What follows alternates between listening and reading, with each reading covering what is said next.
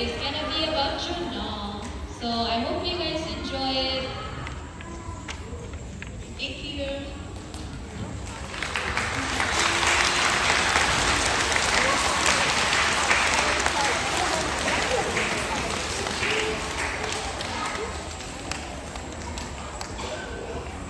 Beautiful daughter named No. The farm season was terrible this year as the poor farmer.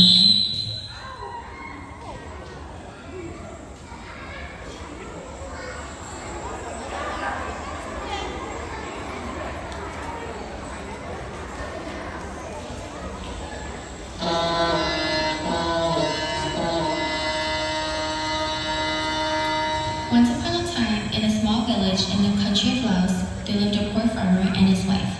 They both had a beautiful daughter named No. The farm season was terrible this year as the poor farmer and his wife harvested little tuna crops this year. They bickered and complained about how they did not have a cow to help them plow the fields. My love, villagers say that there are colonies nearby. Wake me up early so we get there in time to buy them. Yes, my dears. I will be sure to wake you up the next morning so you can get there in time to buy a cow.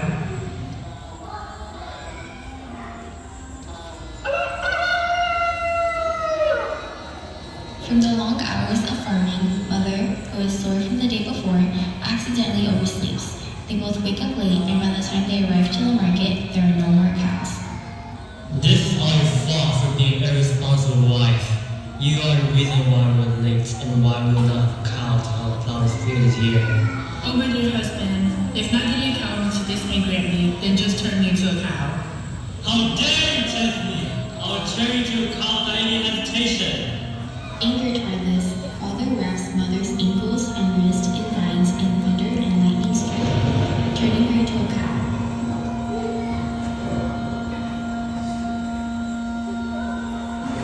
He goes home with the mother, who is now a cow, and tells No that her mother ran away because he used all his savings to buy a cow. No, I was able to buy us a cow to help us plow the fields. But it was so expensive that your mother got angry with me and ran away, leaving our family forever. Mother, how could you be so cruel? To leave me and fall behind like this? Several months pass, and the farm is not thriving with the help of the cow. Father and No are seen farming and harvesting lots of crops. Through such tough work, Father decides he needs more help on the farm. One day, Father brings home a new wife who has a daughter. No, this is your new mother. From today on, you will call her mother and you will call her daughter or sister. Hello, No. It's a pleasure to meet you, and I'm excited to be your new mother. My name is Dee. I'm excited to be your new sister. We're going to be best friends. No agrees to the terms, but feels deeply saddened. One day, stepmother sees Father speaking to the cow, and he refers to her as his previous wife. After discovering this, she begins to hate the cow. Oh, my dear wife, you didn't blink an eye. Anger took over me, causing me to turn into a cow. How I miss you very much, and if I could turn back time to fix my mistakes, I would.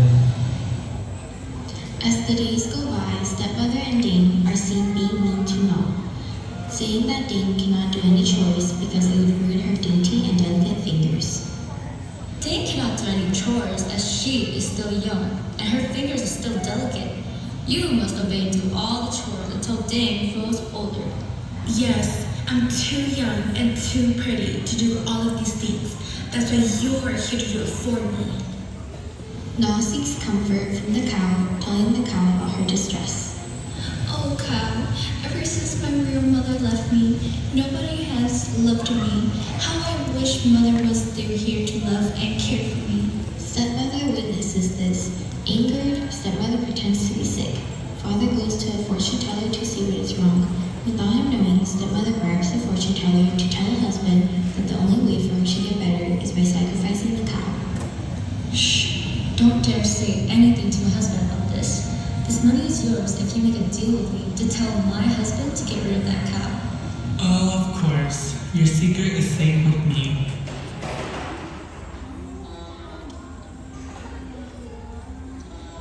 From what I've see here, the cause of your wife's sickness is due to the cow that you have. You must slaughter the cow and sacrifice it, as this is the only way to heal your wife's sickness. They return home and father goes out to the fields to feed the cow. Oh, my dearest wife, ever since you turned to a cow, you have not even turned an eye to remember who I was. Today, the fortune teller told me that you were the cause of my blue eye sickness. I don't ever wish this upon you, but because of this, I have to let you go today. And father silently slaughters the cow with tears running down his face. Several days pass by and father continues to mourn the loss of the cow who was his previous wife. Due to his depression, he silently passes away from his sorrow. Noah is left alone without a mother or father. Oh, Father, Mother has already left me. Why did you have to do the same? Who do I have now? Who will support me and who will I have to call Father? As the days go by, stepmother and Dean get more comfortable with treating Noah like a servant. They do mean things to her, like forcing her to sleep at the garden all alone and having her do every single chore. More days go by, and Noah does not have any fresh clothes to wear, but stepmother and Dean continue to use the family money to buy whatever they want. You have nothing, no parents, and no clothes. You're nothing but Jonah. Yes, my daughter, you are right. Jonah is such a suitable name for her, as she has nothing, not even parents.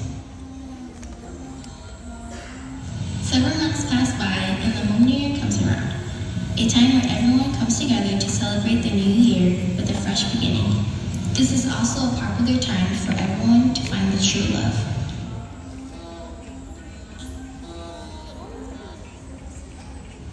Everyone is very excited because they hear that the neighboring village chief's son, Sheena, is looking for a wife. Their family was known for their wealth and prestige, and everyone and their daughters are looking forward to courting him. Have you heard the news? Sheena is looking to marry this year. Oh, really? Whoever has a girl or daughter must be very lucky. Unfortunately, I don't know his sons, but I don't be sure that my sister know who has 3 very beautiful daughters. Oh, are you guys talking about Sheena, the chief's one and only son?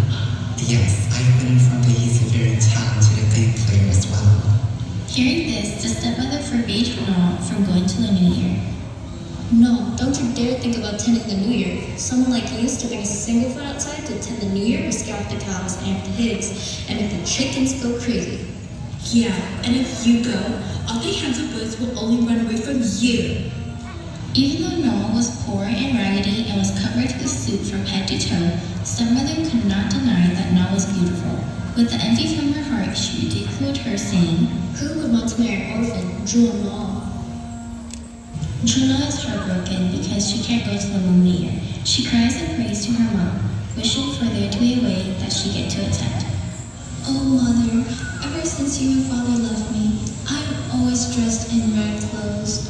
Like your daughters in village who have both parents are able to provide and sew more clothes for them to wear to the New Year. And Jonah, like me, wears the same clothes all year round. Then suddenly she hears thunder and a flash of lightning shoots down upon her. Through the horrific weather, Jonah is swept into a storm.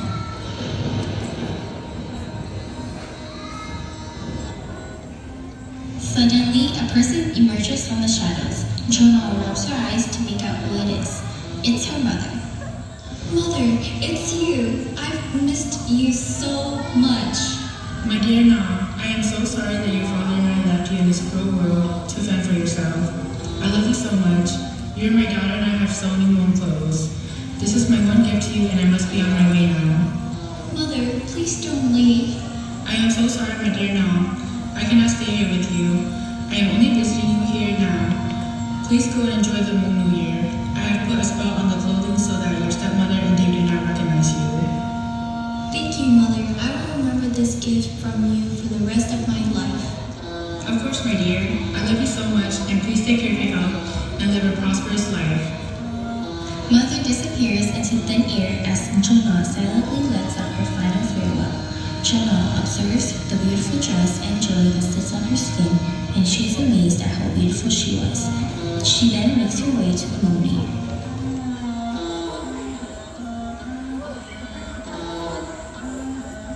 During the moon new year, Shina's plays the game, catching the attention of all the people in the village. Jonah arrives to join the circle to admire Shina's talent. Shina sees Jonah in the crowd and is mesmerized by her beauty.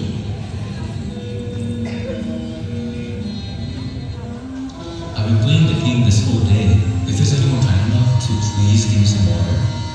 Shina, I have water right here for you. Yes, Shina, drink the water from my one and only daughter. Seeing this, Jonah remembered her stepmother's words. Who would want to marry an orphan, Jonah? Embarrassed, she turns around and runs back home. Seeing that Jonah had run away, Shina chases after her. Stepmother and Dane chase after Shina in hopes to get his attention. Jonah could see that she was being chased, so she was eager to get home as fast as she could, so she wouldn't have to face Shina, as she was only in Jonah after all. As Jonah was running, her shoes slipped off, but seeing that Shina was close behind, she continued running and eventually made it home. Shina quickly picked up the shoe and continued to chase after her. Na arrives home and she changes back into her dirty old clothes. Quickly, she grabs a bangao and begins to sew, as if she has been home all day. Trailing behind her, Shina comes upon Na's home. All Shina sees, though, is a beautiful girl sitting on her porch sewing her bangao. Excuse me, while you're sitting here, did you happen to see a beautiful girl dressed in long clothes passing by? Sir, I've been swimming out here all day, and I did not happen to see any woman that you have described. If you don't mind, please try the shoe for me. Shina, that shoe belongs to me. I will try it on for you. Yes, Shina, that shoe belongs to my daughter Dane. Someone as poor as Noah can never afford that kind of shoe. Despite Shina knowing that the shoe did not belong to Dane, he insisted that between the two young girls, whoever the shoe fits, he will marry them. As Dane tried on the shoe, she found the shoe to be extremely tight on her foot. With the help of her mother, they both tried to make the shoe fit. Dane, squeeze your toes. I'm trying, Mother. I'm trying. Shina witnesses that the shoe was too small on Dane, so he once again insisted that Na must try on the shoe. How about we have Na try the shoe on?